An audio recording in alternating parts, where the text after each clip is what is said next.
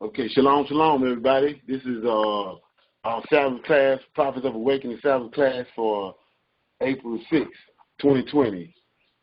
So what we're going to do is do the prayer first, get a moment of silence, and then we're going to go into the prayer. Then we go into current events.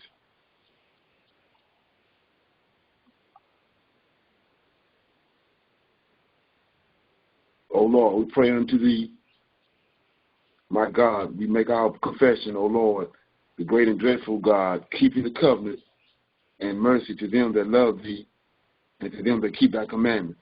O Lord, righteousness belongeth unto thee, but unto us confusion of faith, as it is this day, to the men of Judah, to the inhabitants of Jerusalem, and unto all Israel that are near and that are far off, through all the countries whither thou hast driven us, because of our trespass, that we have trespassed against thee. As it is written in the laws of Moses, all this evil has come upon us in the land of our captivity, here in the Americas and the Caribbean. O Lord, according to all thy righteousness, I beseech thee, let thine anger and thy fury be turned away from thy city, Jerusalem, and thy people, and thy holy mountain. O Lord, hear this prayer, and cause thy face to shine upon thy sanctuary and thy people for thy sake. O Lord, open thine eyes and incline thine ears to hear and behold our condition. O Lord, hear. O Lord, forgive. O Lord, hearken and do. Defer not for thine own sake. O my Lord, for thy people and your land need you desperately at this hour. Peace be unto you. Okay, so we're going to go into current events. And what I had was I'm starting to find out that it's a whole lot of stuff going on that in the beginning with Wuhan. It's a whole lot more people died, and those people, Chinese people, covered it up. But it says one of the things was it was 21. They found out that it's like 21 million cell phone accounts that's no longer active. So evidently these people had, they died, and their cell phone, just out the blue, 21 million cell phone counts, came up void. And then another one is that they use these urns to burn the people up. And they're saying that there's another way to prove it's a lot more people that died than what they're saying. Right. So, and then the thing behind that, though, was I had this, what that was Thursday, I was talking about, I saw a couple videos on how it's a setup. China had set everybody up on the fact that they started the virus, and then they let it build up before they let it out to the world. That way, by that time, it had went to all these different places. But they go to the objective right here with what they were doing. We play this right here. It's about 4 minutes, and it's like a dead giveaway. As doctors and nurses around the world battle with the CCP virus, face masks and other medical supplies are in short supply. Meanwhile, the Chinese Communist Party is ramping up its mass diplomacy, claiming itself as a savior to the world. Yet some of the people helping sending these China aids were found to be the same ones who were scoring medical supplies from other countries to send to China 2 months ago. NTD's Penny Joe has more. By March, this Australian businessman had helped ship nearly $30 million worth of masks, ventilators, and protective suits from Australia to Wuhan. But Kwang Yinping isn't your normal businessman. According to state media, he's a former Chinese military officer, a Communist Party member, and is in charge of several Sydney organizations building up the CCP's influence overseas. Kwang's is not an isolated case. Another Chinese company in Australia, Greenland Group, reportedly scoured Australia to buy bulk medical supplies and fly them to China. According to the Sydney Morning Herald, the company's entire accounts department were absent for days as they were out purchasing supplies. Its president, Zhang Yuliang, is a former communist official in Shanghai. Since the outbreak, the Communist Party has been mobilizing overseas organizations to buy local supplies and send them to China. 他们在第一时间就响应我们省委省政府以及省委统战部的号召，纷纷表达出愿意这个多方购买物资。我们在日本的这个所有的社团都是很积极的行动起来。我们在当地这个药店啊，网商啊，就是买了很多。In New York, despite the shortage of masks already emerging locally, a Chinese immigrant organization managed to buy 1 million masks on January 30th and sent them to China. According to a state media report, from January 24th to February 11th, China imported 730 million masks from other countries. According to a Wall Street Journal report, 85% of the world's masks are produced in China. But as the CCP virus spread overseas in early March, several mask producers in China said they were not authorized to export masks. There's effectively nationalized foreign companies like 3M taking them over. Now, as the world scrambles to find medical supplies, the Communist Party is touting itself as the only hero by selling masks to countries that are suffering because of the CCP virus. Okay, so see what they did was way back in the 1st of January, they scooped up all the masks from all around the world, knowing what they was gonna do. And now that the virus all over the place, all these countries need masks, and there they are. They're sending them back out to everybody else. A lot of the masks, they didn't even make them, but they hoarded all the masks, knowing what they was gonna do. You know, and so to me, that's a dead giveaway. Yeah.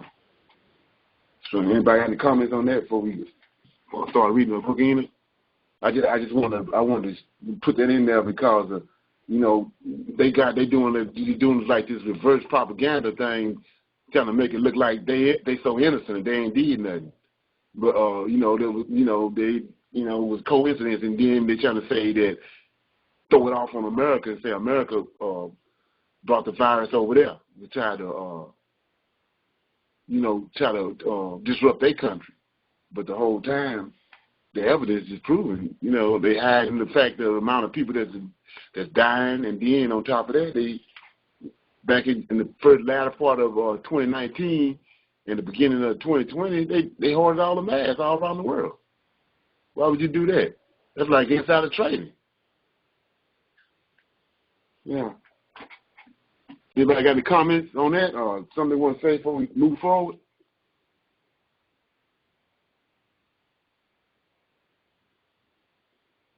No comments.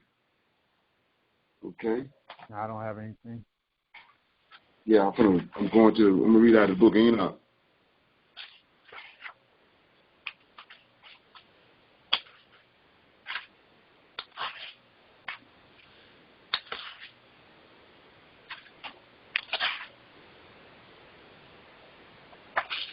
Okay. I think I stopped at 58.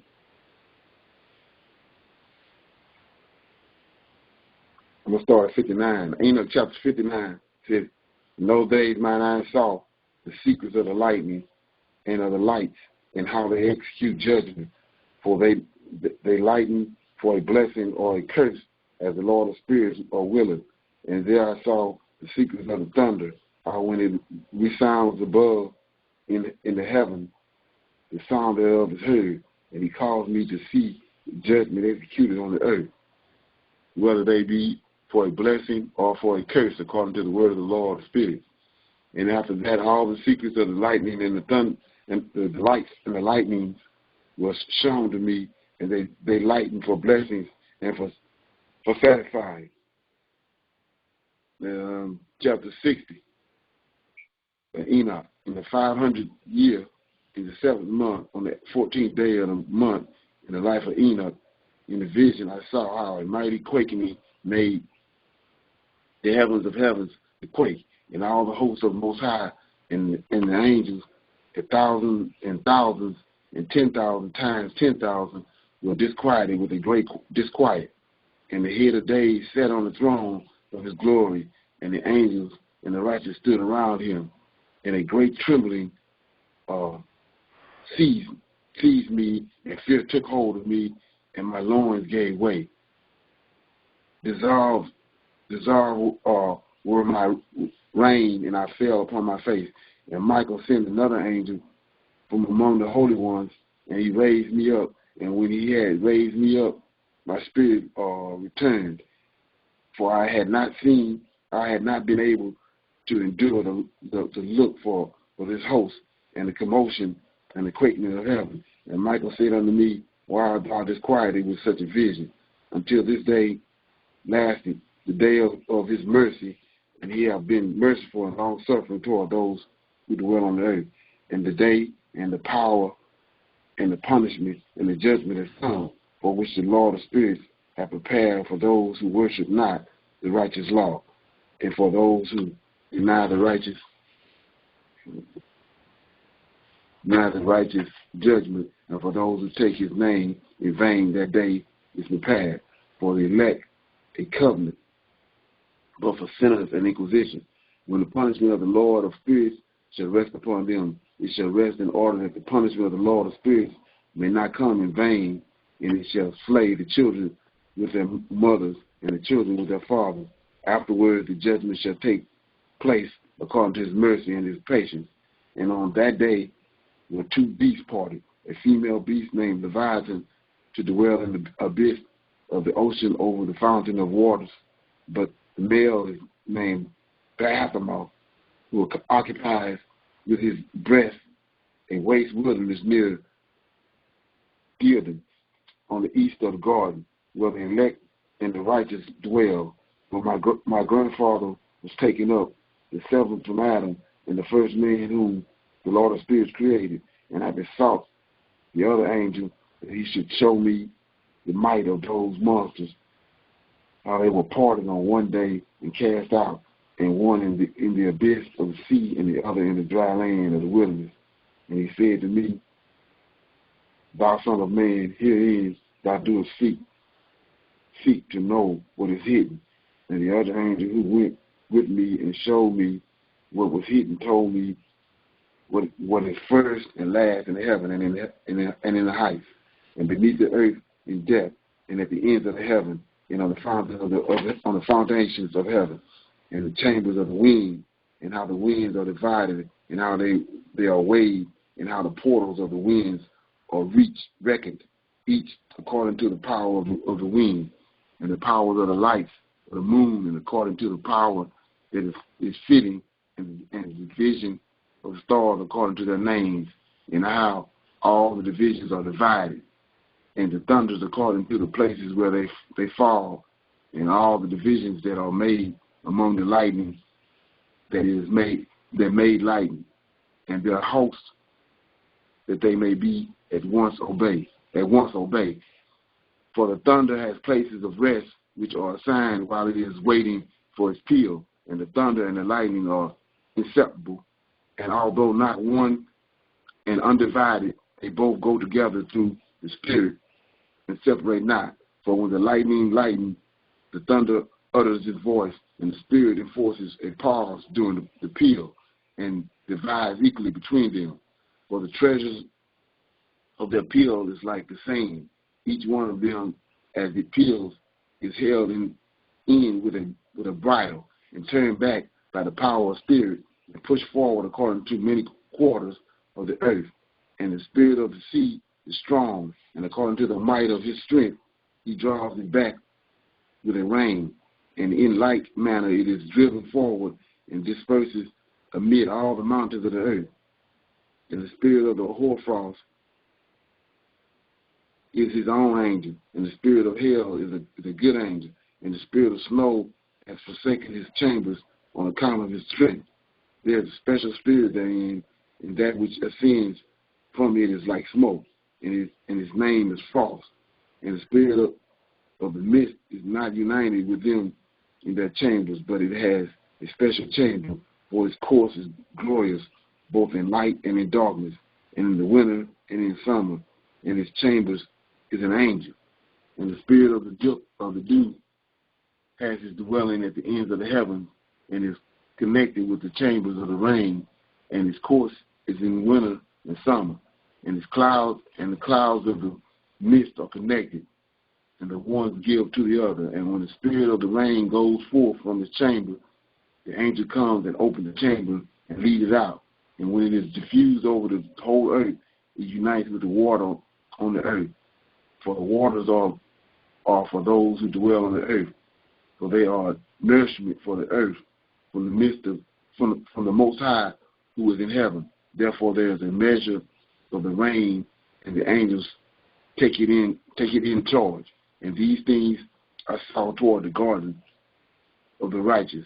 And the angel of peace who was with me said to me, these two beasts who are prepared toward the greatness of God shall feed.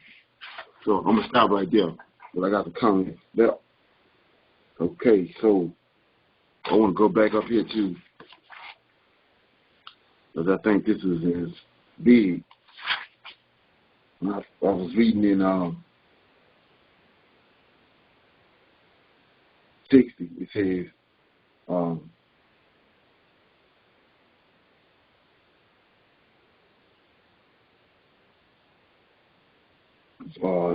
verse 7, Enoch chapter 60, verse 7 says, and Michael sent another angel from among the holy ones, and he raised me up. And when he had raised me up, my spirit returned.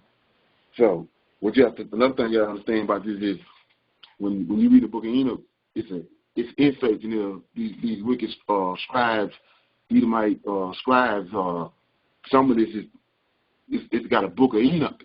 Noah wrote a book. Noah got a book. So parts of this in here, parts in here is from the book of Noah. They included in there with Enoch. And so right here, this is Noah. Verse 7 says, and Michael sent another angel from among the holy ones, and he raised me up. And when he had raised me up, my spirit returned. Like, and so he said, for I had not been able to endure the look of this host, and the commotion and the quaking of heaven. And Michael said unto me, why art thou disquieted with such a vision? So what's going on is he didn't show Noah what's getting ready to come. But he had showed Enoch, but he showed Noah what's getting ready to come on earth, which is the flood. That's why this conversation going on like this. So this is Noah. So anyway, what I want to shine light on for the naysayers is that if you go to King James, go to the book of Daniel.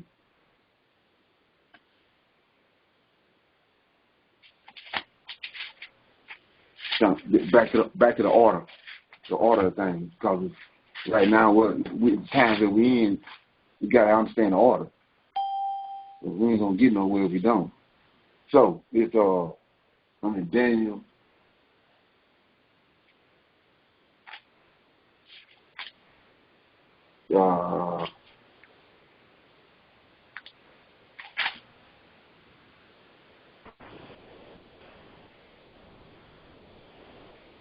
I'm in Daniel 8, verse 15. Daniel had a vision in verses 1 through 14. Then the angel come, and when you understand the process, these prophets, they knew that. When they have a vision that came from heaven, then they wait, because they waiting on the angel to come to give them interpretation, which is none other than Gabriel, because he's the angel of understanding. So once they had a vision, then you know they're either going to tarry or they're going to wait to get the understanding of the vision. So 1 through 14, he had a vision. 15, Daniel 8 and 15. And it came to pass when even I, Daniel, had seen the vision. And Gabriel is second in command. Gabriel is, out of the 7 angels, Gabriel is second in command under Michael. So it says 15. And it came to pass when I, Daniel, had seen the vision and sought for the meaning, then behold, there stood before me as the appearance of a man. So he know that. He was waiting on him. Come. But he just had a vision. 16. And now, the angel came to Gabriel. He's standing there. He came to Daniel. He's standing there. 16. And I heard a man's voice between the banks of Uliah was called and said to Gabriel. Came but one person talk to man Gabriel. That's Michael. So he says, it said to Gabriel, he commanded Gabriel, make this man to understand the vision. So he came in. So Gabriel being obedient, just like when the Most High give Michael a commandment. He ain't got no back talk because he's subject to the Most High. So he already know his place. So when the Most High say do this, he go do it. So when Michael tell one of the other six to do something, they go do it. So he said, so he came near where I stood, and when he came, I was afraid and I fell upon my face. But he said unto me, understand. So what I want to do right quick, he said, 16, I heard a man's voice between the banks of the Uriah, right? Go to 12. Go to Daniel chapter 12.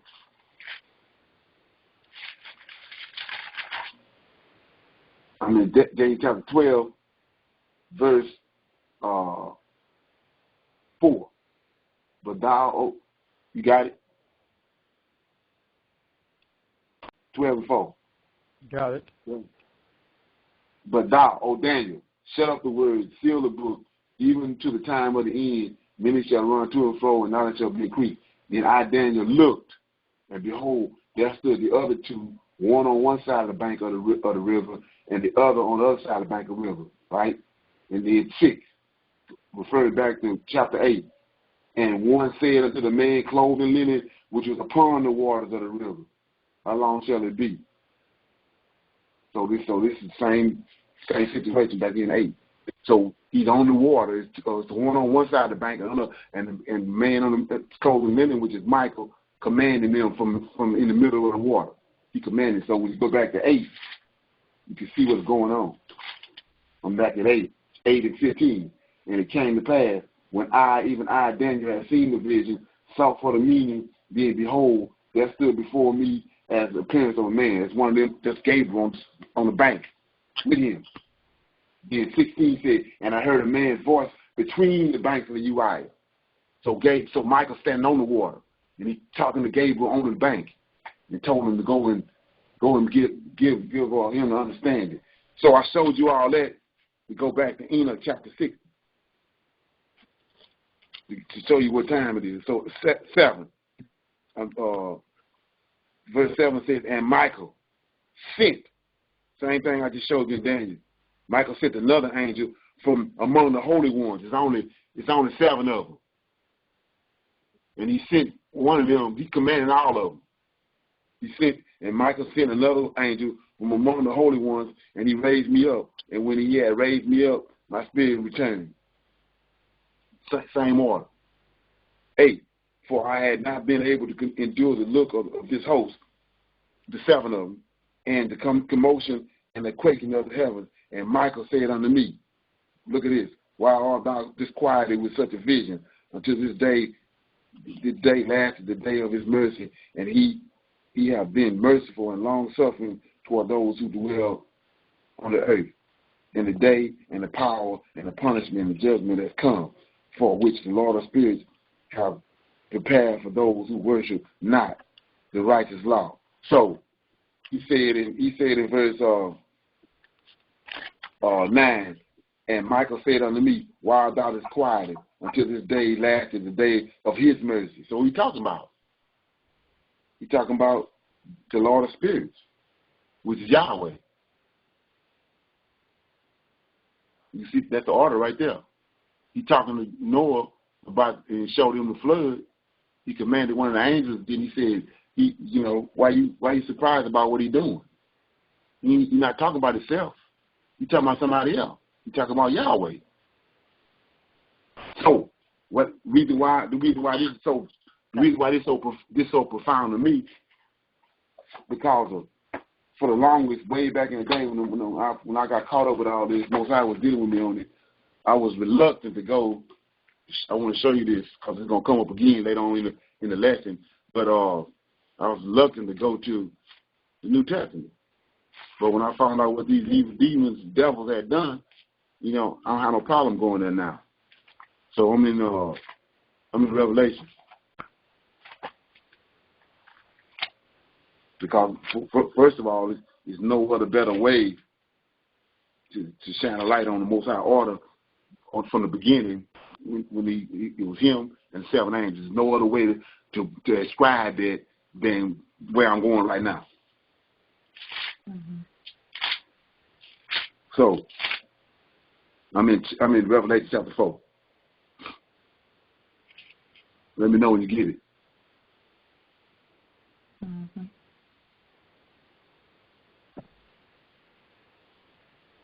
Got it? So, these wicked scribes, they're describing the Most High throne. But he got it from over, he got it out of the book of Enoch. So, look what I'm going to read it. After this I looked, and behold, a door was opened in heaven.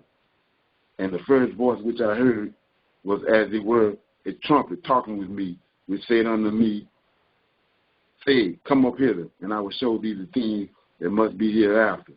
So if you're going up to heaven, heaven will never change. From the very beginning, when the Most High created it and all that, formed it and all that, it's never changed. Heaven the same. When Enoch went up there, Elijah and them, the same thing. It ain't changed.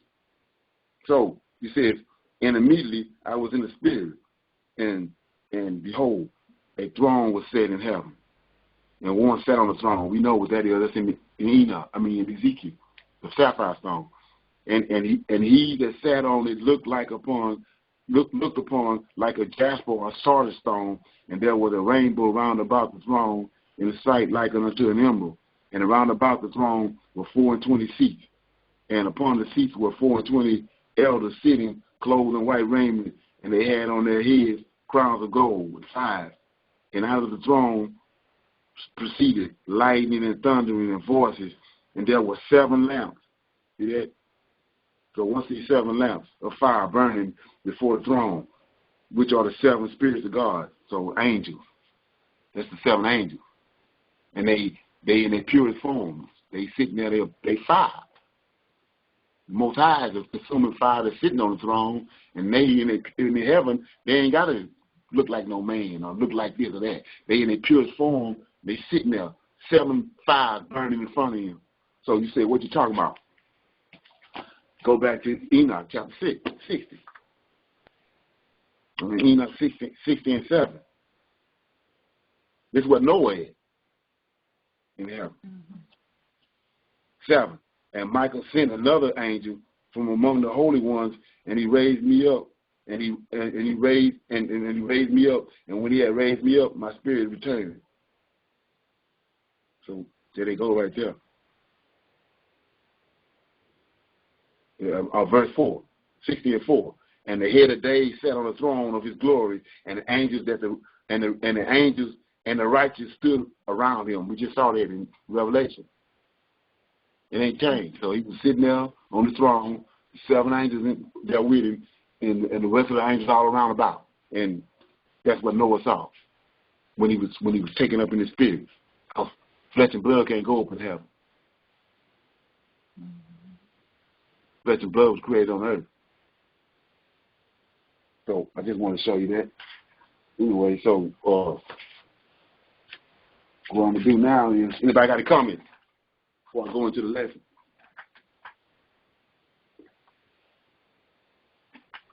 Anybody got a comment?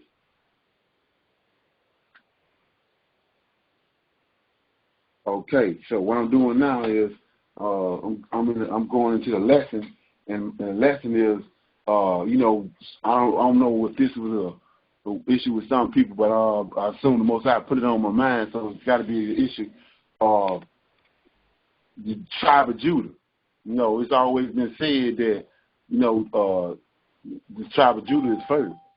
The tribe of Judah is always is first, and when he brought forth Israel Messiah, David, he proclaimed that he was going to come out of Judah, and that Judah was going to be, the scepter was going to come out of Judah, and it was going to never depart from Judah. So the thing is, I'm shining the light on the fact is,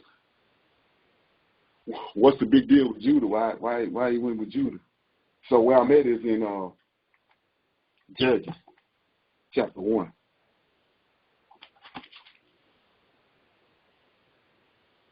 Which scripture is that? Judges chapter 1. Right.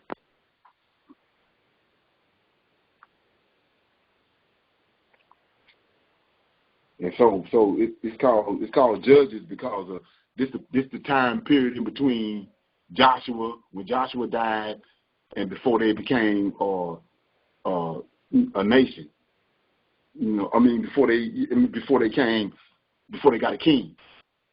So he had different judges over them. They needed somebody there to be somebody. They needed a head there to lead them, and so they had these different judges. Samson was one of them that came on the scene to Most High used to lead Israel. So I'm in Judges chapter 1. I'm gonna read 1 through 6.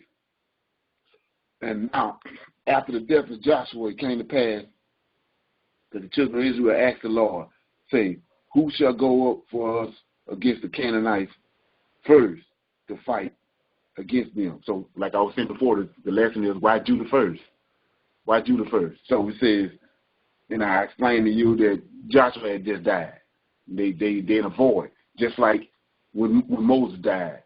They was in a void. But the Most High, being super sharp as he is, the whole time he had Joshua there watching everything Moses did. So when Moses passed away, Joshua was already ready to step into place. And he did that. And so now Joshua done died. It says, Judges chapter 1, verse 1. Now after the death of Joshua, it came to pass that the children of Israel asked the Lord, saying, "Who shall go up for us against the Canaanites first to fight against them?" 2. And the Lord said, "Judah shall go up. Behold, I have delivered the land unto his hand." Not Levi and Zebulun, but Judah. Okay? And Judah said unto Simeon, his brother, "Come with me into my lot, that we may fight against the Canaanites, and I likewise will go with thee in thy lot." So Simeon went with him, and Judah went up, and the Lord delivered the Canaanites and the Perizzites into their hands, and they slew of them in Bezek 10,000 men, and they found Adoniah in Bezek, and they fought against him, and they slew the Canaanites and the Perizzites. But Adoniah Bezek fled, and they pursued after him and caught him and cut off his thumb and his great toe. Okay, verse 7.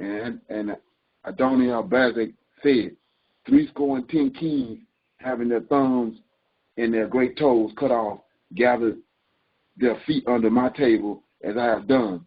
So God have requited me, and they brought him to Jerusalem, and there he died. So it's a few things I got to break down here because it's got to be broken down.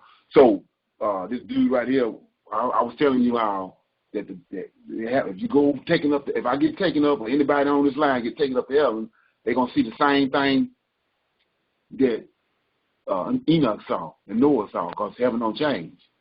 It's an order up there. So anyway, so this guy, and I was telling you that the Most High brings recompense. So you got drama going on with you. The drama ain't just come out the blue. You know, you did something, it's gonna be recompense. Just like fall, winter, spring, and fall. After one go, the other coming. He set that in place. So when you do something, recompense coming.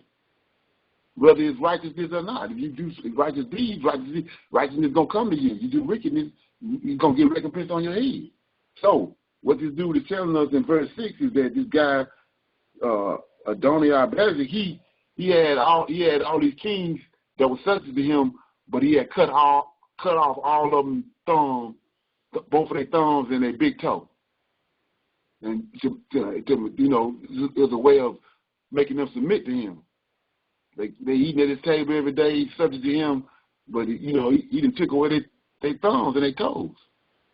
So when the Most High brought the Israelites there, he had them to do the same thing to him. They cut off both his thumbs and his big toe. Then when they brought him to Jerusalem, they killed him.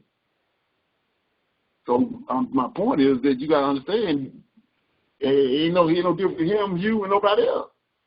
Whatever you do, it's coming back on your head. You have to understand that. So, I had to shine a light on that. So he said in verse 2 that Judah was going up first, right, after Joshua had died, right? Okay. Verse 10, so now I'm reading, he said Judah was going up first, so now I'm in 8 through 15, Judah conquers his lot. Yeah, I want to shine a light on something else. If you go to Obadiah right quick.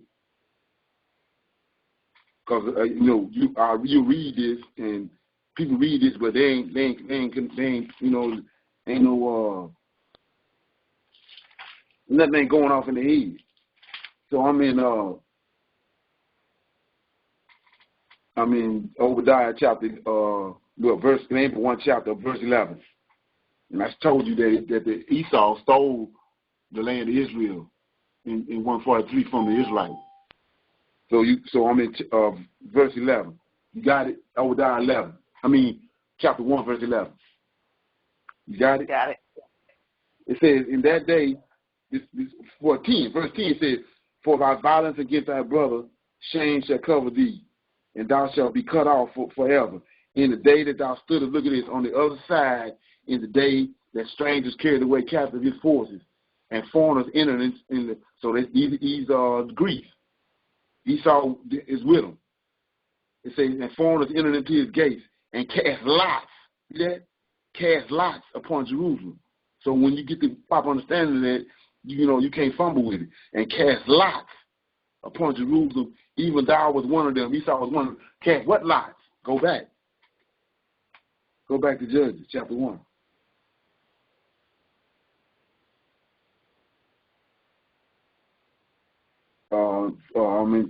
Judges chapter 1, verse 2. And the Lord said, Judah shall go up.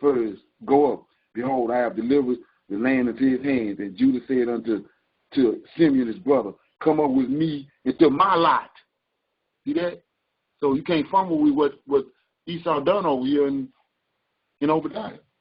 So this is when the Most High gave them the land. Each one had a lot. There's 12 lots. So they went up, and so Judah said, come go with me.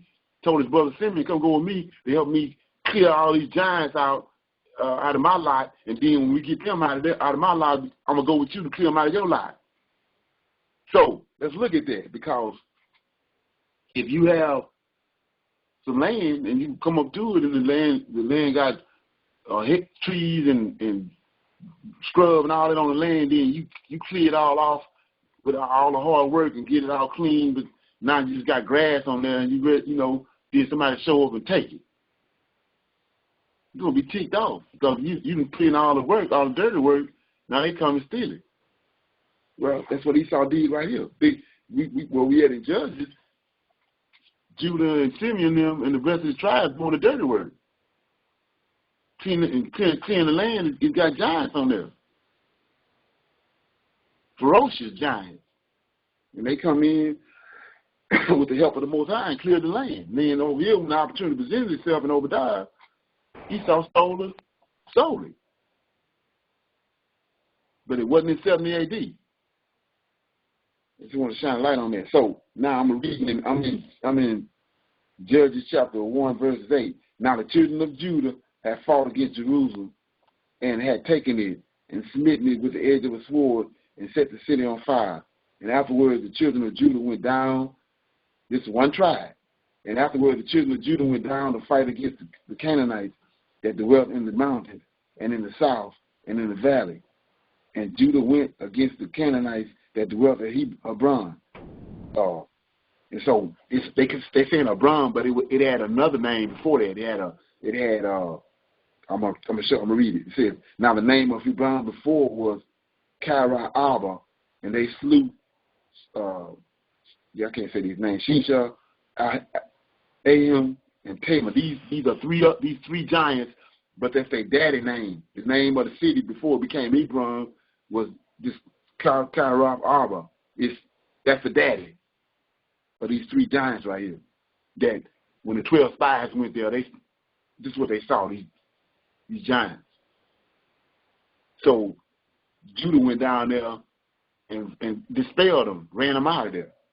It says, and from thence he went against the inhabitants of Dor. The name of Dor was before Kiriath Sepher. And Caleb said, he that smiteth Kiriath Sepher and taketh it, to him will I give Ashan, my daughter, to wife. And Onan, the son of Kenaz, Caleb's younger brother, took it, and he gave him Asher, his daughter, to wife. And it came to pass, when she came to him, that she moved him to ask of her father a field, and she lit it from off her ass. And Caleb said unto her, what wilt thou? And she said unto him, give me a blessing, for thou hast given me a south land. Give me also the springs of water. And Caleb gave her the upper springs and the nether springs. Okay. Then verse 16 says, and the children of the Canaanites, Moses' father-in-law, went up out of the city of the palm trees with the children of Judah in the wilderness of Judah, was life in the south of Arad, and they went and dwelt among the people. And Judah went with Simeon, his brother, and they slew the Canaanites that inhabited Zephyr and utterly destroyed it, and the name of the city was called Hormah.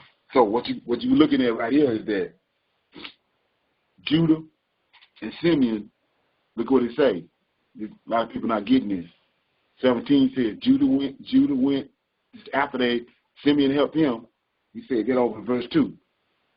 So after they cleared out the giants out of him and ran out this Arbor and his sons and all them, Judah went to Simeon, his brother, and they slew the Canaanites that inhabited Zophar, and utterly, look at this, they utterly destroyed it. And the name of the city was called. So they ran all the giants out of there. Anything got to do with giants, fallen angels, they got rid of it. They utterly destroyed it. 18. Also, Judah took Gaza with the coast thereof, and Ashkelon and with the coast thereof, and Ekron with the coast thereof, and the Lord was with Judah. Michael was with Judah, and he drove out the inhabitants of the mountains. Look at this. But could not drive out the inhabitants of the valley, because they had chariots of iron. So let's look at that right quick. I want to paint this picture with beyond a shadow of a doubt. So I'm in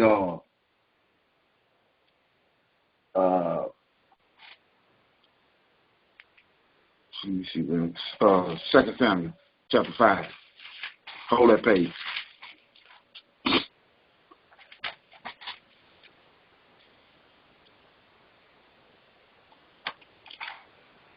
2 Samuel chapter 5. You got it? You got it? Okay, so it says that you gotta understand that the Philistines, they was the most, these were giants, but Philistines and the Amorites were the most fierce of all of them. So it says in verse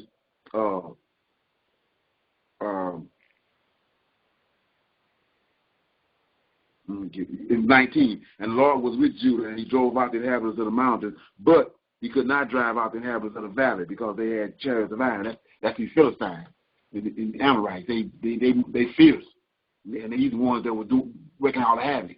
And Israel fought with them over and over again. So now he said they drove them out in the mountains, but they couldn't get them in the valley. So now we're in 2 Samuel chapter 5, years later, when the Messiah comes, David. Right? So now in verse 6 of 5, I just read it the other day. And the king and his men went to Jerusalem unto Jebusites and the inhabitants of the land, which spake unto David, saying, except thou take away the blind and the lame, thou shalt not come in hither. Thinking David could not come in hither. He thinking he can't do it because they couldn't do it before. They only can get the ones out of the mountain. But now he don't know he's dealing with the Messiah.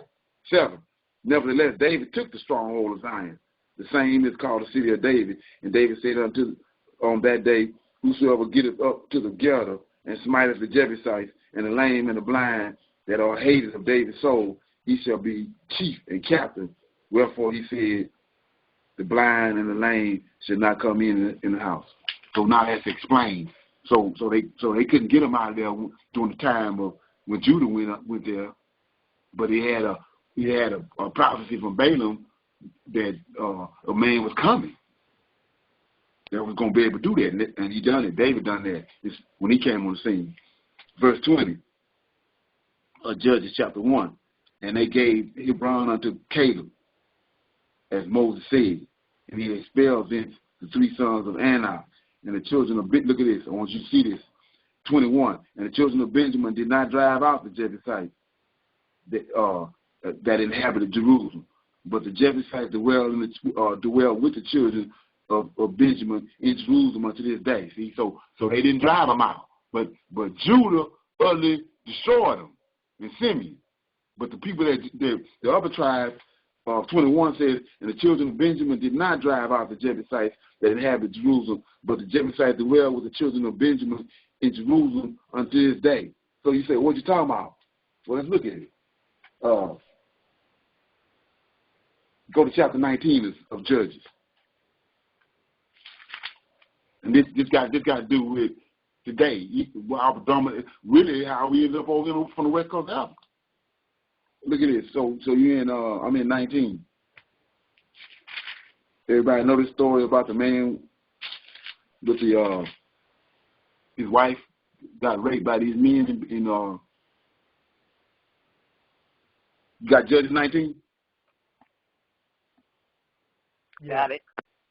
Okay, it says, start out in verse 1. And it came to pass in those days when there was no king in Israel that there was a certain Levite sojourning on the side of the Mount Ephraim, who took to him a concubine out of Bethlehem, Judah, and his concubine played the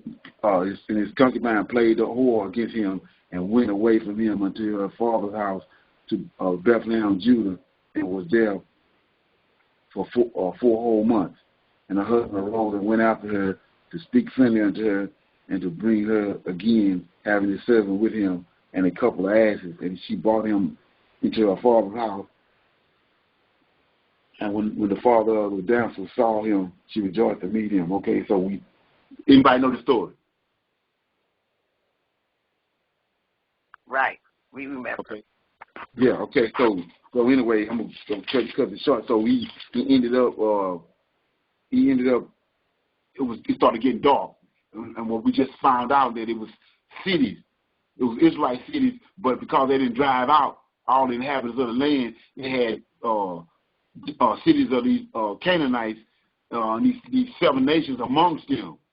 So he could not, before it got dark, he had to find a city, Israelite city to dwell in before he could, before the sun went down. And the custom was that you just come into if you're in the Israelite city, you just come into the city, in the middle of the city, with your maid servants and whatever in your ass, and just sit down.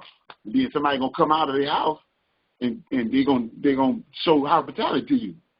But you can't do that in the Canaanite cities.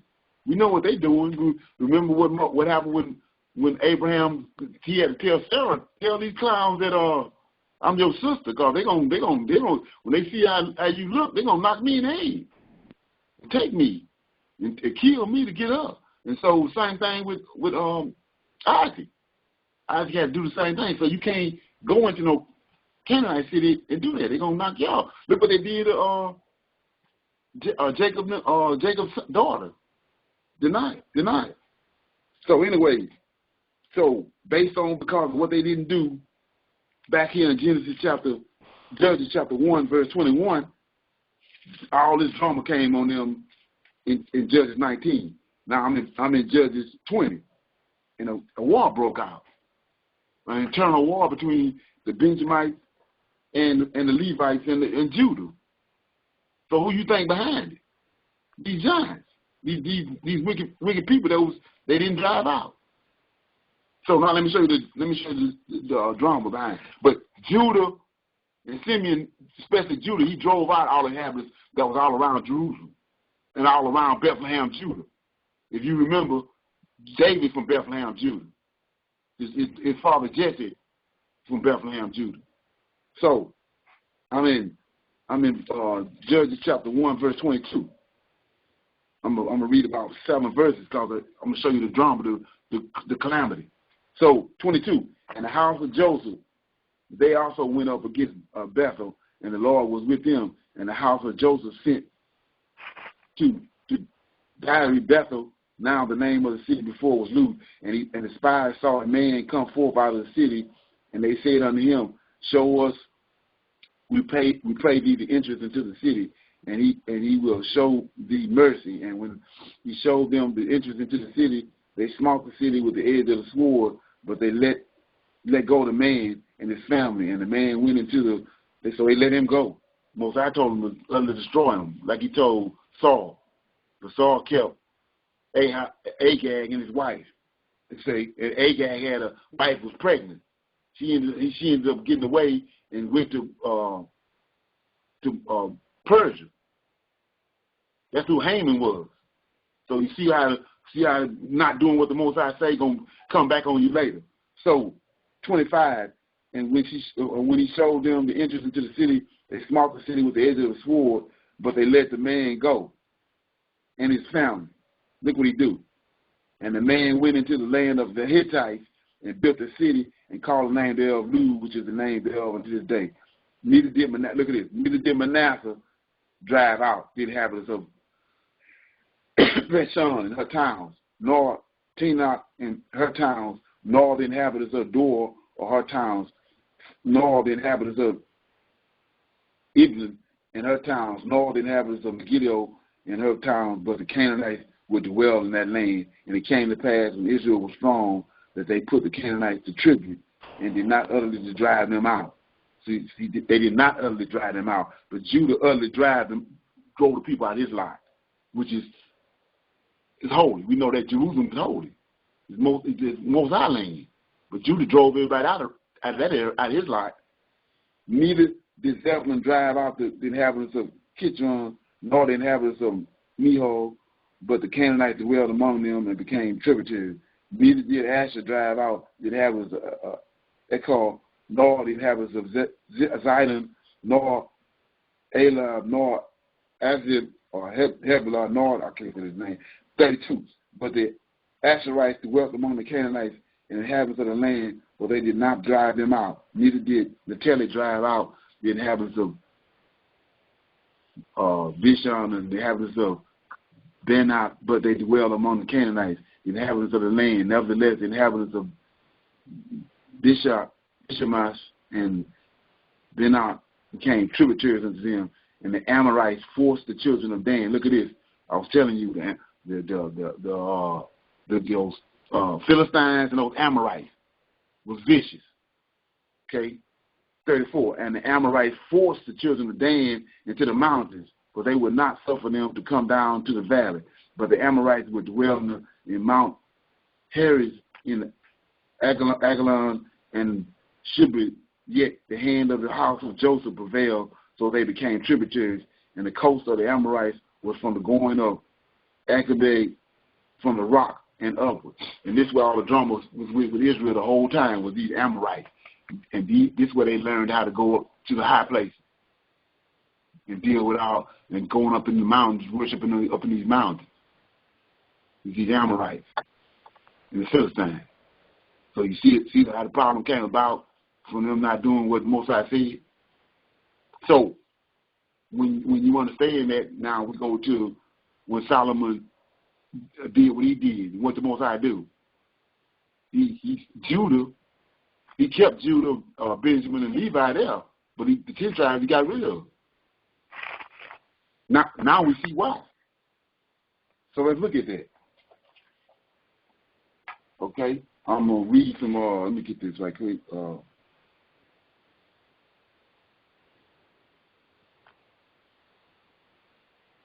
So I'm in Genesis. Give some examples right quick. Genesis 49 and 8.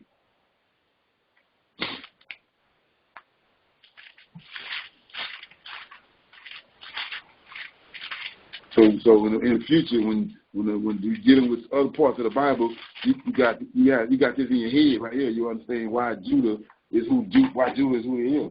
49, 8 through 12. It says 49, 8 through 12. Genesis. Okay, it says, Judah, thou art he whom thou. This is before Jacob died. After he had reunited with Joseph and all them, and before he died, he blessed all of them and told them what was going to happen to them in the future. 8, Judah, thou art he whom thy brethren shall praise. Thy hand shall be in the neck of thy enemies. Thy father's children shall bow down before thee. Judah is a lion's whelp from the prey. My son, thou art gone up. He stooped down. He crouches as a lion, and as a old lion, who shall rouse him up? The scepter shall not depart from Judah, nor a lawgiver from between his feet, until Shiloh come, and unto him shall the gathering of the people be. So I want to shine light on something. So, like I said, when you understand that the Most High, he don't defer. What he made or what he set up, it's stationary. It ain't going nowhere. So I said, if you go up in heaven, not right now, in the next 10 minutes, you go up to heaven, you're going to see the Most High order. It's him, Michael, and then the rest of the angels. So he says right here, 10, the scepter shall not depart from Judah. So what they're telling you, David, all the kings, David is the Messiah. All the kings that ever sit on the throne in Jerusalem came out of David's loins. So he says, the scepter shall not depart from Judah. He's saying that for a reason. Nor a lawgiver from between his feet, until Shiloh come, and unto him shall the gathering of the people be. Binding his foal into the fine, and his ass coat unto the coat to a choice vine. He washes his garments in wine, and his clothes in the blood of grapes. His eyes shall be red with wine, and his teeth white like milk. So, like I was saying before, so people are confused and baffled and bedazzled about how did these people that they bought on those slave ships endure that voyage. Well, it's Judah. Judah was brought over here. They can't fathom why they was killing them like they was. They was totally intimidated by him, and he told them, "Don't look at me." That's what they tell him on the boat. Don't look down. Don't look at me. Even over here, don't look at me because you can't stand the superiority of the people they were dealing with. Don't look at me. Look down. Don't look at me. They couldn't handle that. So, like I said, people are bedazzled with the fact that how they made the voyage and how they endured even to the day, how they still here. It's Judah. Look what Jacob just told me. Verse 8, 49. Judah, thou art he whom thy brethren shall praise. Thy hand shall be at the neck of thy enemies, and thy father's children shall bow down unto thee. Judah is a lion's whelp for the prey, my son. Thou art gone up. He stooped down. He crouches as a lion and as an old lion. Who shall rouse him up? Come on. So anyway, Genesis 44.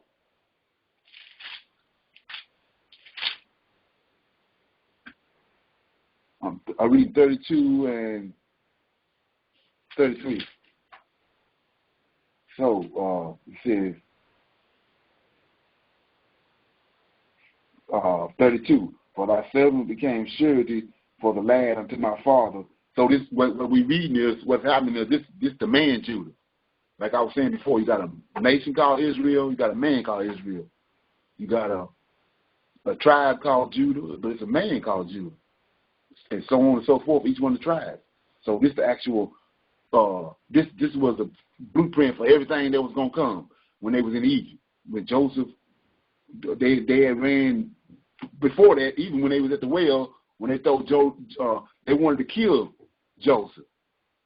But Judah said, no, don't kill him. Put him in the well and we're gonna sell him. Because he's the protector. So he said, no, we ain't gonna kill him. We're gonna put him in the well and we're gonna send him off. So he saved Joseph's soul alive. Joseph threw them in the cross for what they done to him and took Benjamin, knowing that Jacob was gonna crush Jacob. If something happened to Benjamin, he already didn't know where Joseph was at. So he said, I'm gonna keep Benjamin here with me. Y'all go back to the land of Israel and tell Jacob, to come here. So Judah understanding what that's going to do this for dad.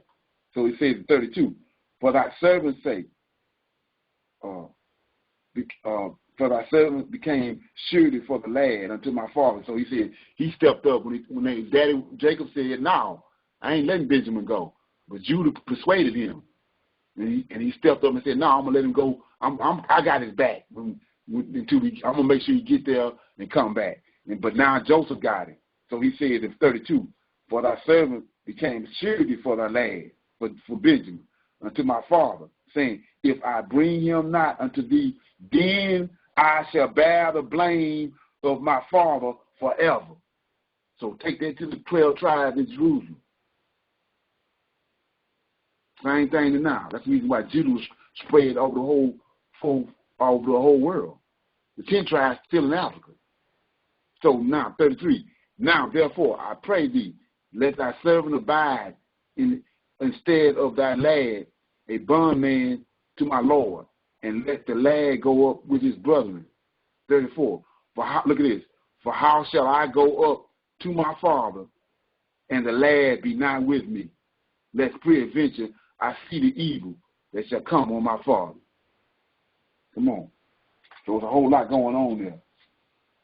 And so I got one more verse. So now I'm in present day, where we at right now, the dilemma that we in right now.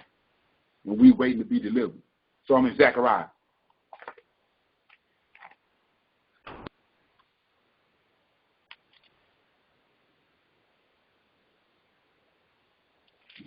See if I can find it. Okay, Zechariah chapter 12. Zechariah chapter 12. Okay, I'm gonna start reading at 1. I'm going to 7. The burden of the word of the Lord for Israel, saith the Lord, which stretcheth forth the heavens and laid the foundation of the earth, that formeth the spirit of man within him. Behold, I will make Jerusalem a cup of trembling unto all the people round about, when they shall be in the siege, both in Judah and against Jerusalem. And in that day will I make Jerusalem a burdensome stone for all people. All that burden themselves with it shall be cut in pieces, though all the people of the earth be gathered together against it. In that day, says the Lord, I will smite every horse with astonishment, and his rider with madness, and I will open mine eyes into the house of Judah, and I will smite every horse, the people with madness, and the governors, that's the kings of Judah, David's lineage, shall say in their heart, the inhabitants of Jerusalem shall be my strength, and the Lord of hosts, their God. In that day will I make the governors of Judah like a heap of fire among the wood, and like a torch of fire in the sheaf. And they shall devour all the people round about, on the right hand and on the left. And Jerusalem shall be inhabited again in her own place, even in Jerusalem. Remember what Judah did in the beginning. They utterly destroyed everything in Jerusalem. Now 7. The Lord also shall save the tents of Judah first. Well, Judah went up first. When they first cleared the land, when they received the lots. Judah went up first and utterly destroyed the land and cleaned the land out. So 7 says, present day, when he come to get us, deliver us, the Lord shall save the tents of Judah first, that the glory of the house of David and the glory of the inhabitants of Jerusalem do not magnify themselves against Judah. 8. In that day shall the Lord defend the inhabitants of Jerusalem, and he that is feeble among them at that day shall be as David, and the house of David shall be as God, as the angel of the Lord before him. Okay? So, with that being said, anybody got any comments?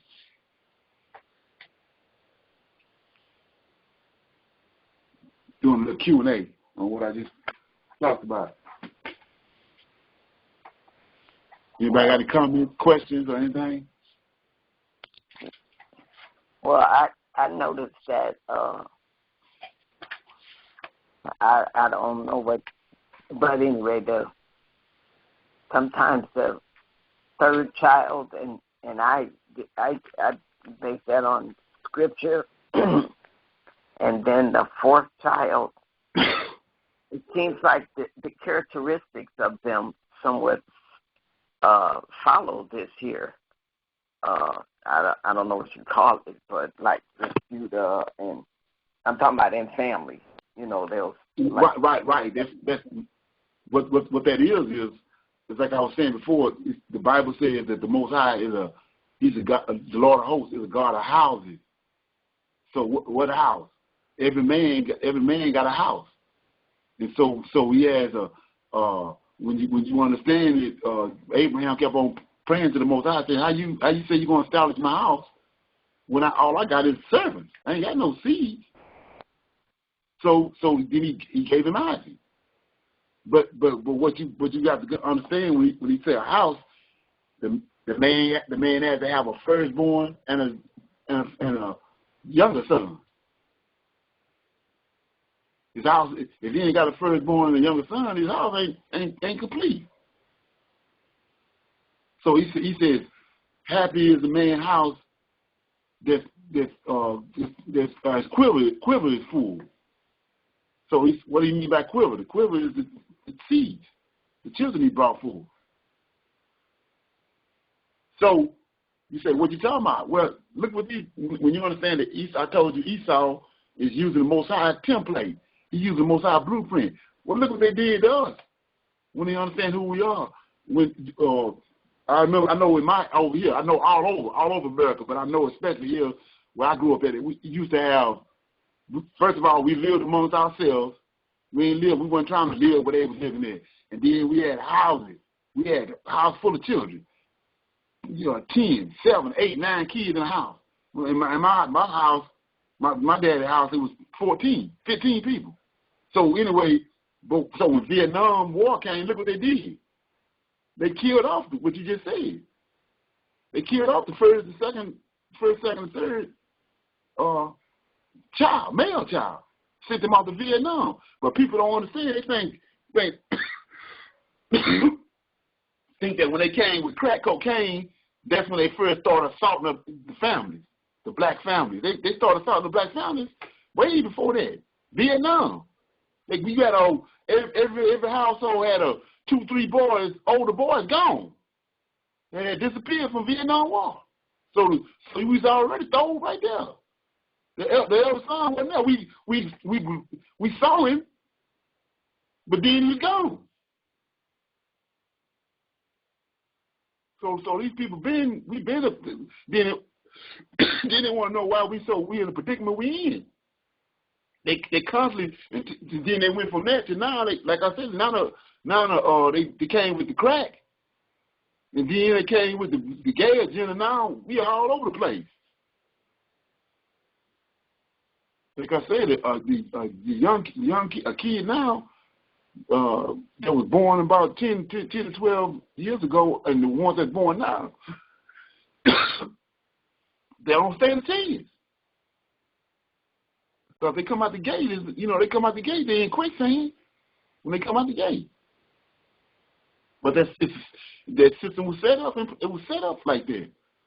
It was systematically. They was breaking down the Israelite houses, their households,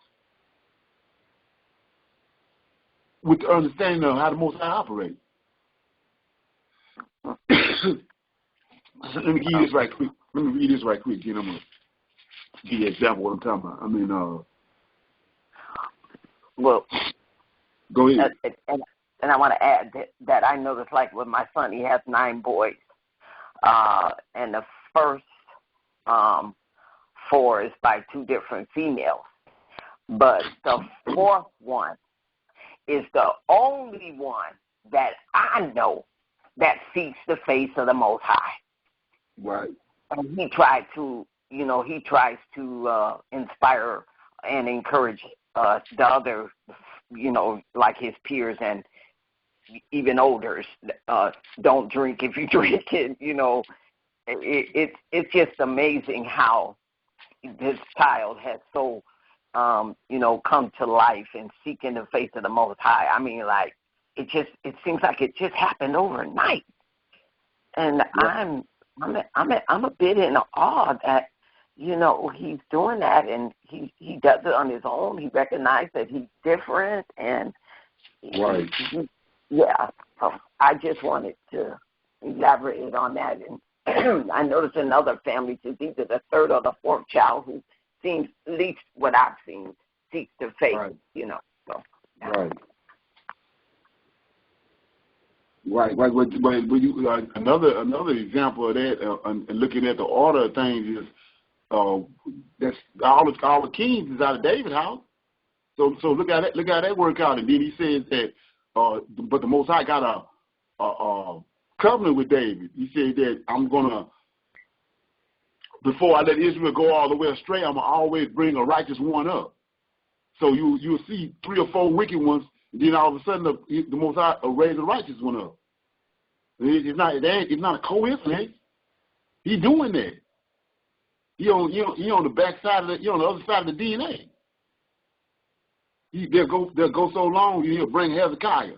Then it goes so long, he'll bring a Josiah, a Jehoshaphat, a Solomon.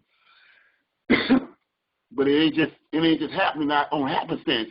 He got a covenant with David, and he said that before he let David's house go all the way to the dogs, he's gonna raise a righteous branch up to reform Israel, bring them back to him.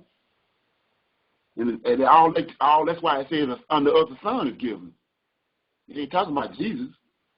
He's talking about unto us a righteous son is given. That's the covenant he got with David. Yeah. So anyway, what I was talking about right here about he's the God of houses, I'm in Zechariah chapter 12.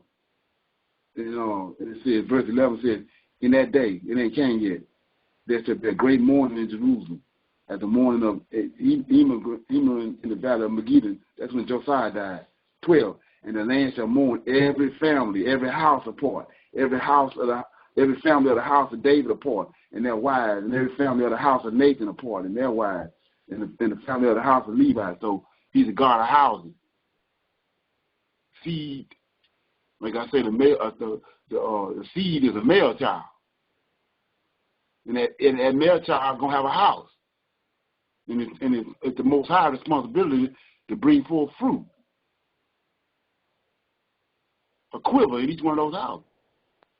It ain't my responsibility or the man's responsibility. It's the Most High responsibility, and all that hinges on the law and the covenants. So you say, why? Now you wonder why in the hell we having monsters. You say it's gonna be monsters on every corner. That's because we out of order. The system that he set in place back then it ain't here now, and we bring forth monsters. Okay. Anybody got any more comments or questions?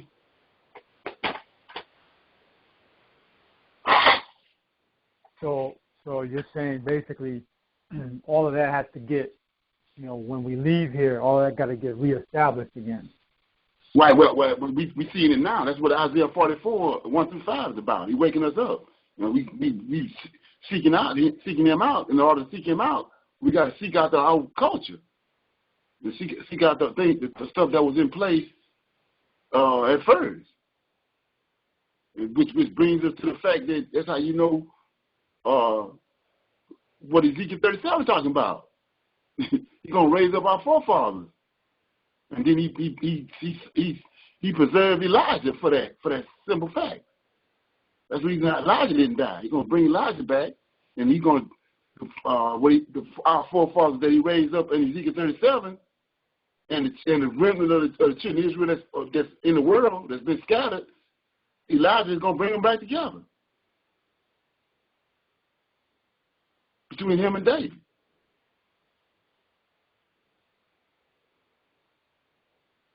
And so, like I said, you probably your ears or head might pop, but once you read it and look at it, then it's all right there in your face.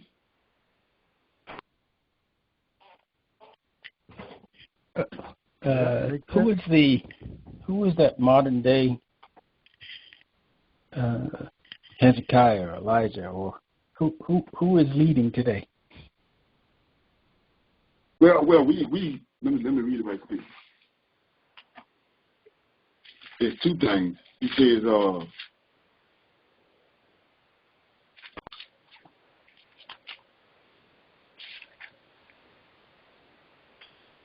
I'm in Obadiah, the last verse in Obadiah, it says, well, I'm going to read 20 first. Obadiah, verse 20.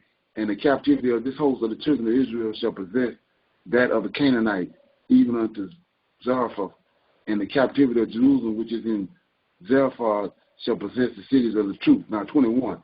And saviors, with an S on it, that's Ezekiel 37, shall come up on Mount Zion to judge the mount of Esau, and the kingdom shall be the Lord. That's why it's an army. That's the only way you take a person's land is you got to have an army. Or you get your land back, it's an army. So 21 says, saviors shall come up on Mount Zion. Well, where they buried it? They buried in Jerusalem. And Nehemiah tells you that's one of the jobs they had was to watch over their father's sepulchres, to keep them preserved, because they knew they was going to be resurrected. They didn't need nobody to come and die on no cross and get stabbed in the side. They didn't need all that. They already knew they were going to get resurrected. So 21 says, and saviors shall come up on Mount Zion to judge the mount of Esau. That's the army in Ezekiel 37. And the kingdom shall be the Lord. And then the other one is, if I can find it, it's where it says Israel will abide without a king in them. Where is that?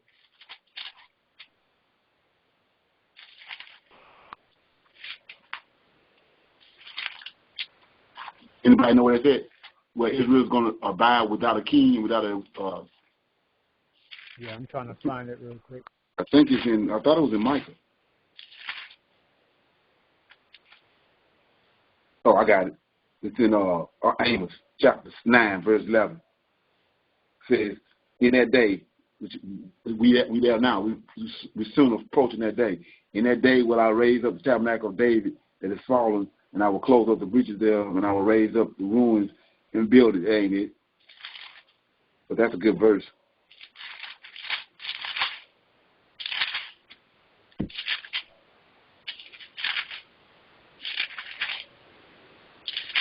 Is it in Hosea? It's Hosea 3. Hosea chapter 3? Yeah. 4 and 5. 3 and okay, yeah. It says 3. And I said unto her, thou shalt abide for many days, and thou shalt not play the harlot, and thou shalt not be for another man. So will I also be for thee. For the children of Israel shall abide many days without a king, and without a prince, and without a sacrifice, without an image, and without an ephod, and without a teraphim. Afterwards shall the children of Israel return to seek the Lord their God, and David their king, and shall fear the Lord and his goodness in the latter days. And Ezekiel 37 answers that question. Let me read it right quick. 37 tells, he said they're going to seek David, the king. This is the only king they got. Everybody, all the other kings came out of David's loin. So, 37 says, and 37:23 says, neither shall they defile themselves anymore with their idols, nor with their detestable things, nor with any of their transgressions, but I will save them out of their dwelling places when they have sinned. I will cleanse them. So shall I be my people, and I will be their God. Then 24. And David, going right along with what we just read in Hosea, and David, my servant, shall be king over them, and they all shall have one shepherd. They shall also walk in my judgment, observe my statutes, and do them. You know, see what I'm saying? And they shall dwell in the land that I have given unto Jacob, my servant, wherein your fathers have dwelt, and they shall dwell therein, even they and their children and their children's children forever. And my servant David shall be their prince forever. When we just read over there, they're gonna abide many days without a king and without a prince. He's going to answer right here. And my servant David shall be their prince forever. Okay? Did that answer?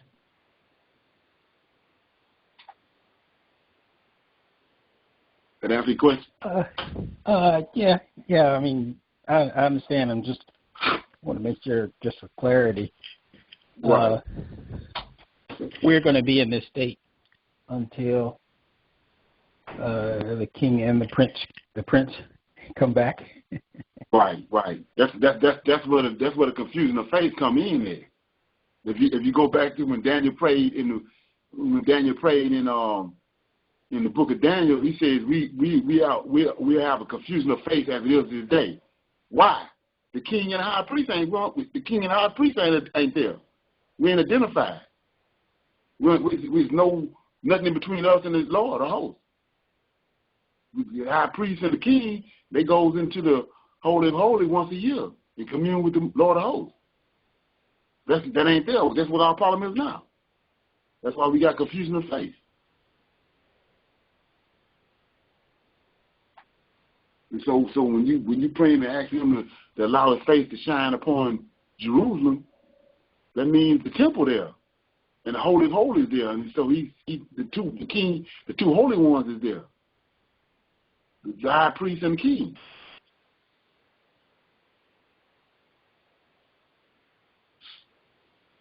Anybody got any questions on that? Any more questions?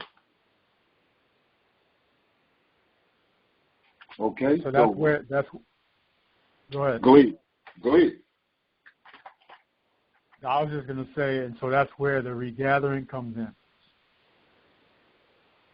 Right, and so this army that he's raising up, which he had told them from out of the jump street, you're gonna be judges at the end. You're gonna judge the nation.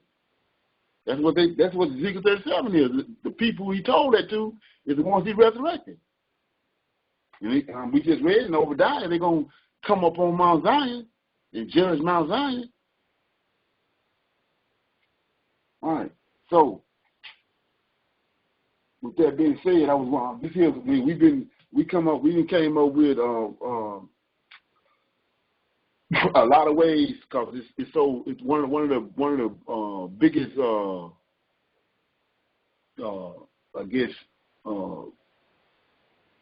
traps as far as getting past the fact that the New Testament is hogwash, and then identifying that who the Lord of hosts is and who the Redeemer really is. A lot of people can't wrap their mind around that, and so there's different verses you can go to show them that. Well, I found a doozy right here, and I'm gonna break it down right here. Judges chapter 2, and verses 1 through 5. I was like, wow, when I saw this. Yeah, so I'm going to read it right quick. So it says, chapter 2 of Judges says, look at this. Remember who the Lord is, Lord of hosts is, and the angel of the Lord came up. Look at this. The angel of the Lord came up from Gilgal to Bethel and said, look at this. The angel of the Lord, he talking, and said, I made you go up out of Egypt. See that? You see that? Now we know who brought him out of Egypt. I made you go up out of Egypt. I have brought you into the land which I swore to your father. He the one brought him to the land. And not only that, Exodus chapter 23 and 20 tell you that. Most High came down on Mount Sinai and told him, I'm going to send an angel before you to keep you into the way. Now look at this. And I have brought you into the land which I swore unto your father. Which I swore unto your father. That means he talking to Abraham, Isaac, and Jacob. I swore unto your fathers. And I will never break my covenant with you. Not Yahweh don't have a covenant. See that? You can't get around this one. This is a dagger. All daggers. So he says, and I said, I will never break my covenant with you. Look at this too. And ye shall make no league with the inhabitants of this land. Ye shall throw down their altars, but ye have not obeyed my voice. Look at that. So say, what you talking about? Well, let's go to the curses. Go to Deuteronomy right quick.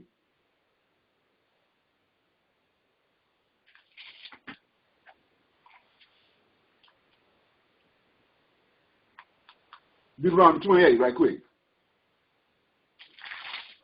Verse 15. Let me know when you get it.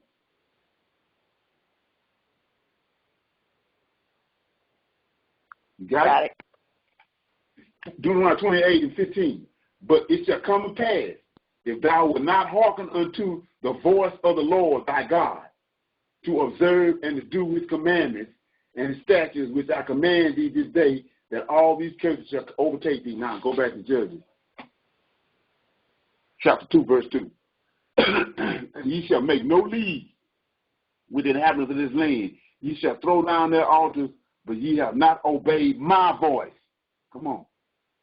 And why have ye done this? Wherefore also said, I will not drive them out from before thee, but they shall be as thorns in your side, and their gods, look at this, their gods shall be as a snare unto you. So you say, what you talking about? Deuteronomy 28.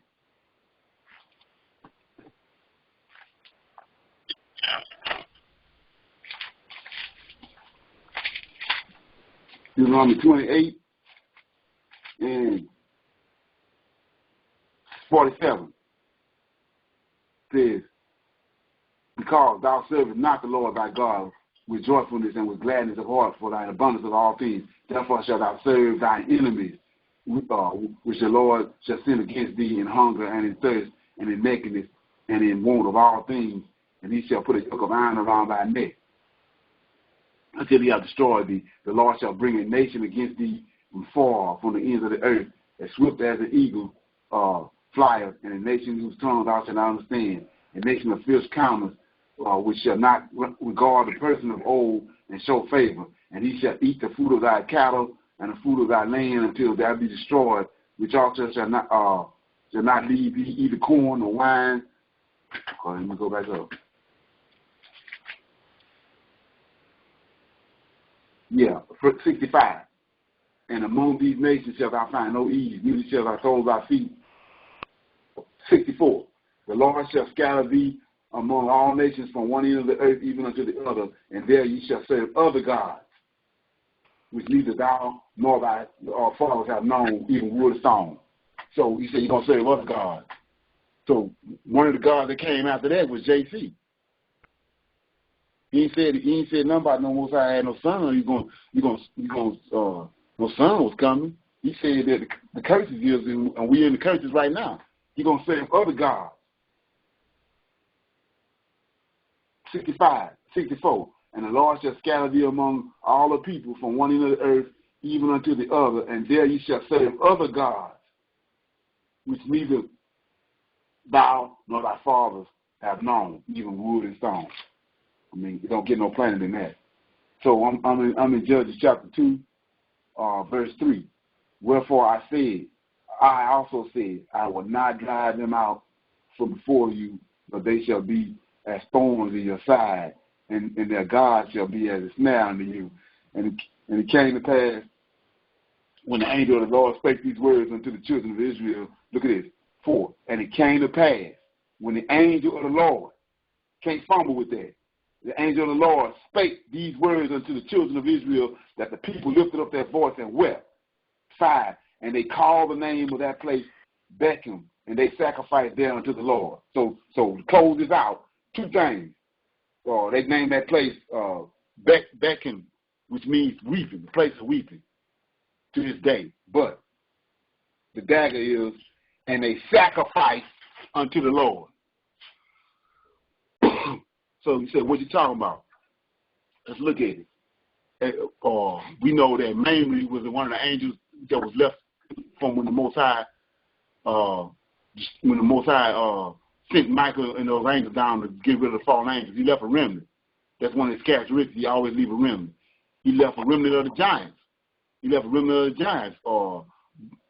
A basin was and his people, his house was a remnant from the giants before the flood. So it says, Mamre had hoodwinked Abraham when you understand the story, not the watered down story they gave you in the King James, but Mamre, this angel, had tricked Abraham to try to sacrifice Isaac to him. But who came and stopped him? Who stopped Abraham from sacrificing Isaac? The Lord of hosts. Who is that? Michael. So So who he was going to be? Who he was supposed to be sacrificing to? Who Adam and all of them been sacrificing to up to that point? The Lord of hosts. Michael. There you go. There you go. He just said it right here, verse 5. And they called the name. The angel talking to him through all these 5 verses. The angel or the Lord. And when you get the proper understanding like we do, we know who the angel of the Lord is. It's one angel of the Lord. So he said, and verse 5 says, they called the name of the place Beckham because Michael was through with them. And they sacrificed there unto the Lord. So they sacrificed him to try to appease him, right? So the angel of the Lord is right there talking to him and told him, he said in verse 4, and it came to pass when the angel of the Lord spake these words unto them, these harsh words, because they was harsh, to the children of Israel, that the people lifted up their voices and wept, because he threw with them. So you want to change his mind, and you trying to appease him. So what you do? You sacrifice to him, right? Hello? Right. So you sacrifice him. So if it's Yahweh, the angel is the one there, he the one pissed off. So you gonna sacrifice to Yahweh, or you gonna sacrifice to the being that's pissed off? Yeah. So let that ferment. Okay. So anyway, what like I was saying before, I had started writing down. I started reading prayers. Reading prayers from the forefathers at the end of the class. So I had to expand on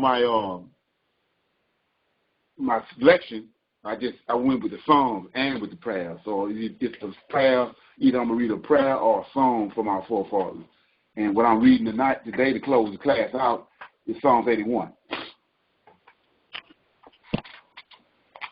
I think it's kind of befitting based on everything going on around us. Psalms 81. Okay, y'all ready? You got it? Got it. Sing aloud unto God, our strength. Make a joyful noise unto the God of Jacob. Take a song and bring hither the timbrel and the pleasant harp with its pastry. Blow up the trumpet in the new moon, in the time appointed, on our solemn feast day. For this was a statute for Israel and a law of the God of Jacob. This he ordained in Joseph for a testimony when he went out through the land of Egypt, where I heard a language that I understood not. I removed his shoulder from the burden. His hands were delivered from the pots. Thou callest in trouble, and I delivered thee. I answered thee in the secret place of thunder. I proved thee at the waters of Meribah. Hear, O my people, and I will testify unto thee, O Israel, if thou wilt hearken unto me. There shall no strange God be in thee, neither shalt thou worship any strange God. I'm going to read that again. There shall no strange God be in thee, neither shall thou worship any strange God. I am the Lord thy God, which brought thee up out of the land of Egypt. We just had a testimony on that. Open thy mouth wide, and I will fill it. But my people would not hearken to my voice, and Israel would none of me.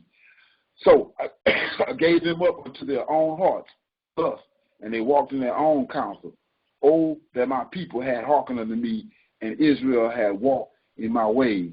I should soon have subdued their enemies and turned my hand against their adversaries.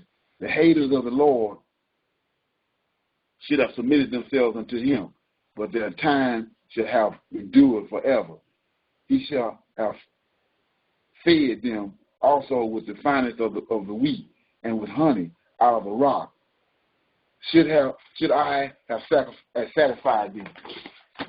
Okay, so I think that's a profound song. But anyway, like I was saying before, based on what we just read in Judges chapter 2, it's shining a light on this. You can't get around it. Who our forefathers were dealing with. You know, and you have to be. Something got to be wrong if you don't, this don't register because right here in verse 8, he says, "Hear, O my people, and I will testify unto thee, O Israel, if thou wilt hearken unto me."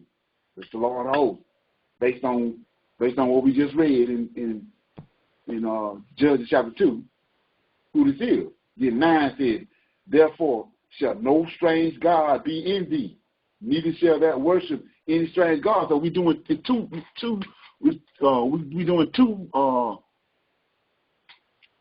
we got two hang-ups, two snares. We're worshiping a false God, and we dealing with a false God, representing a false God. And that in itself, how you gonna deal with the scriptures to the point where you're gonna get some kind of understanding if you're doing that? You ain't. You're gonna have some kind of roundabout understanding, but you ain't gonna have no legitimate understanding until you get the revelation on who your God is. Okay. Any comments or anything before we go?